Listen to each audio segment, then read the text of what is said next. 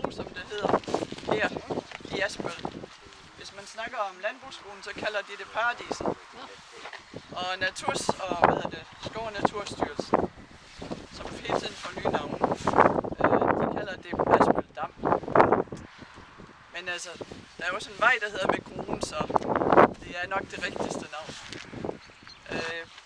Og jeg hedder Hanne Næsborg, og jeg er med i bestyrelsen for Historisk Forening, og jeg skal bare byde jer velkommen og fortælle jer lidt om, hvad der skal ske. Og det er dejligt, at der er så mange, der vil komme og se det her, og jeg ved, der er folk, der slet ikke aldrig har set det, og nogen, der har leget her. Så det bliver sådan lidt forskelligt.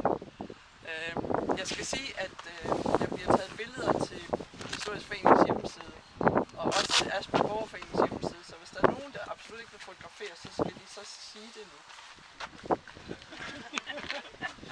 Der er ingen, der siger noget. For de når vi er jo bange med bæltet. Ja. Og den kære mand, som står derovre, det er John Gregersen, og det er John, som skal fortælle os om hans. Jamen, så synes jeg bare, at vi skal begynde at gå derned, og så kan jeg fortælle lidt undervejs, hvad det sker. Du skal lige fortælle om stationen. Ja, lige bag ved her kan vi få starte med at sige, der lå Asbøl Trinbræt. Det lå her faktisk lige bag ved den høje mast der. Helt ude mod skinnet, det var et trinbræt, det blev så nedlagt i 55, tror jeg. Der tog 55, der kunne man ikke komme ombord og tog med her. Og der lå det så et mørkt træskue, altså sådan, hvor man kunne sætte i et venterum. Og det var nemlig min bedstemor, der boede i hus nummer 2 dernede i Adenæs. Hun gør rent i det hus, det min bedstemor. Og så fyrede hun i kakloven om vinteren. Det var der en lille station. Det var en lille station, Det var en rigtig lille station. Ja, det var det faktisk. Men det blev så nedlagt, og jeg tror, at skue kom væk i 69 eller sådan noget.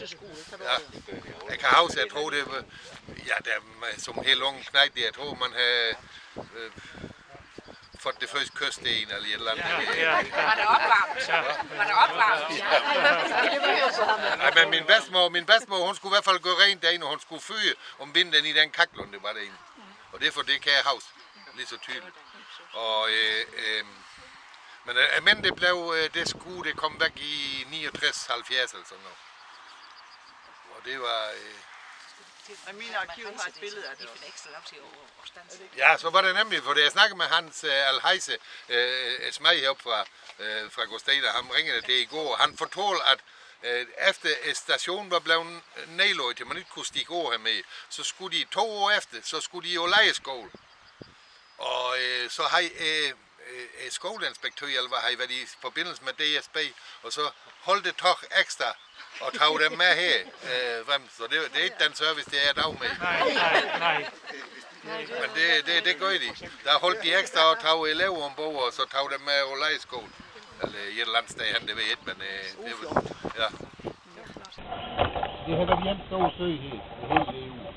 Det er så kommet noget vildt til og noget i Malde i alle de år. Det var vand heroppe til. Den her her, cementtræk her, den er så blevet sprængt i tid. Og så har man noget brætte, man sat ned her, og det vandet sted.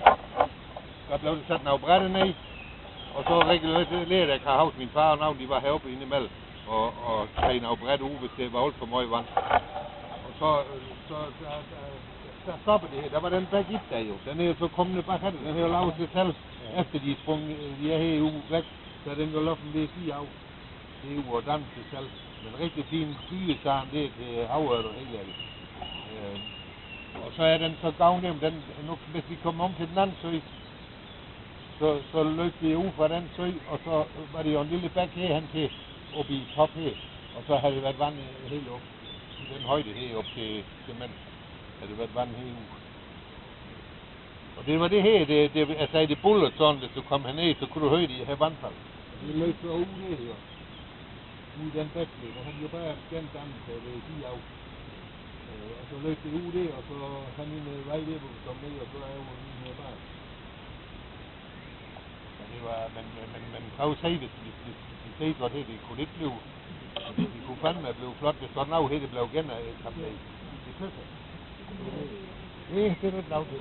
Nej, det kan godt være, men man kan da prøve det. Ja, det kan man prøve. hvis vi får en fiskeriforening med, og så får lavet en laksetrap ved 10 afhøb, de skal selvfølgelig kunne komme op. Det vil 10 år, eller sådan noget, dengang, da vi lejede heroppe. Og jeg kan høre de ører, når hvis du kommer hernede, så kunne du allerede høre vandfald dernede, ned fra søer. Det kan jeg mærke nu, at det sætter i ører. Altså den lyder, at det vand det plasket ned fra den første sø, vi kommer til om lidt. Det kunne du allerede høre her, og prøv bare at kigge det, det er jo fantastisk. Det er jo... Man kan ikke se op på vejen, hvor der er.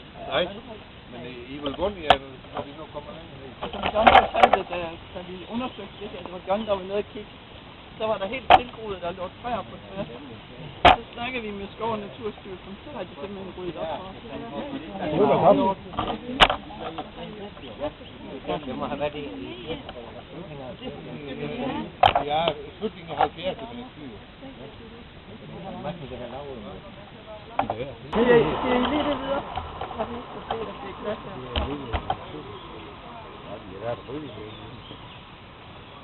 Det er meget nemmere at komme herind, det tror jeg det.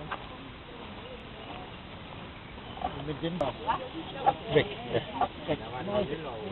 Og de måtte evakuere. Ja, for de fik jo vand igennem. Nej, så var søj, den ligger jo herovre bagved. Men så kommer vand jo fra søja og herhen, og det er ind, og så går den under barn, det er hen.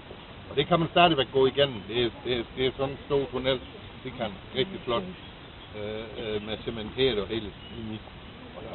Og der kommer vand fra det, og hvis du stod her, så kunne du stadigvæk høre det bulleren fra det vandfald derovre. Men det er jo så som sagt blevet sprængt væk i sidst i 70'erne, tror jeg, altså noget. Der er det blevet dæmning, og det er sprunget væk derovre. Så er det jo dannet, det kan vi se bare så er det jo blevet dannet et nyt arbæk, hvordan den løfter fra. Det er jo uvilkårligt, det er jo bare lukkende vand ned. Men det var simpelthen, hvem havde lavet de der damme? Ja, jeg snakker med hans gravsager, det er det nødt med Clausen. Han har været med til at lave de dæmninger der, det handler jo. Der har de fået en tipvogn ned fra Gråsten Teglværk og nogle skinner. Og så har de gravet ud af skråning derovre, så kører man den tipvogn ud og lader sig der, og der så han det har været med, og jamen, hvad er det? Jeg bruger der med, hvor gammel er han der? Ja, du ved det. Hvor gammel er han? Det er din bror. Han er født i 41. Ja. Og det var karpedammen, ikke også? De startede med at have karpe ind, men det gik så i sig selv. Og så til sidst så var det jo ikke noget, og så kom de der om de karpe og det med, og så blev det bare vildt jo. Men det kunne jo blive, for det er jo her sidste dag var han og rar her i en af Brinkhed, men der kom det, jeg tror en 7-8 sådan en fin havre nu. Yngel var det der. Nu, de store er jo væk nu. De er jo gået til havs, når de har gødet det, men det er virkelig, man, vi giver jo helt op til, den starter op i Grøngrav, den her bagtid. Den starter op i Grøngrav. Det er virkelig godt. Hvad? Ja.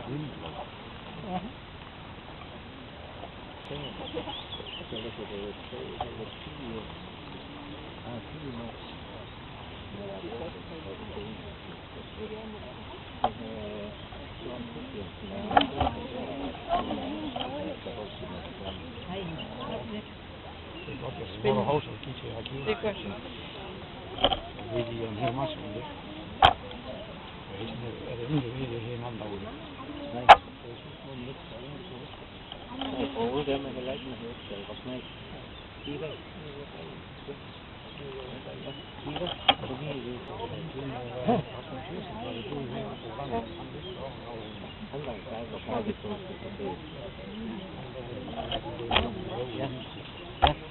Jeg ved ikke, om han har papir, for han har en hel del papir, hvor de blev af, om de kom.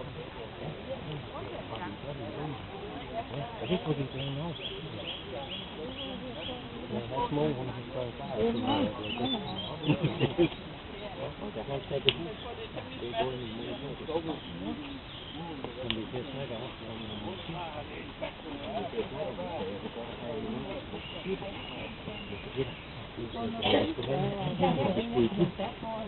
Så skulle vi altid tage i bibel med Sankt Havs Skov. For det har han penge gennem. Det her havde de slet grove, så de lavede dem.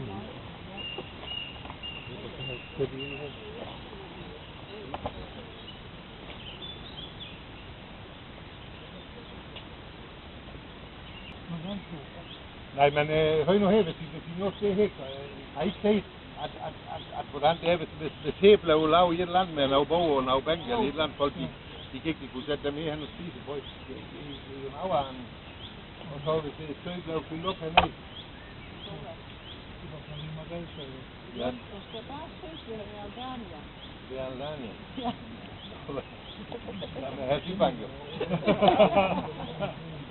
Nej, men for den og nu er selv ulæge forebygget. Jeg kan huske min masse uge fra Sønderborg, de fik 2 æggetræ hernede fra. Du ser sådan en æggederoppe, så der kan du bare se, det er en aksestavn, det kan du selvfølgelig måske ikke se. Men hvis du har så træ, hvor det gror i natur, du må ikke have overråd svært, hvis du laver noget. Og sådan en vinkel, jeg kan huske, vi fik en masse spansketræ og ligesom til forstavn og aksestavn, det fik vi noget specielt træ, han der selv nede fra i hulen med. Og han kunne jo sige, at sådan som den deroppe, det havde en krumning, det passer lige til en aksestavn. Nu er der kommet op til. Ja. Ja, du skal have taget kongehuset. Nå, det bliver udtrykt. Vi vil have fuld af det. Men jeg har i hvert fald hørt, at den skulle komme ud op i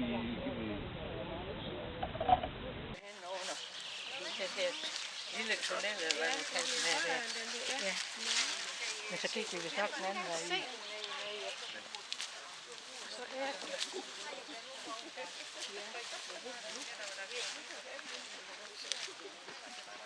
De solen til Lorentzen så. Og det var min oldfar og oldmor, og der har I det lille kanel, var søndag i kullet. Og det er for min søn. Det var det.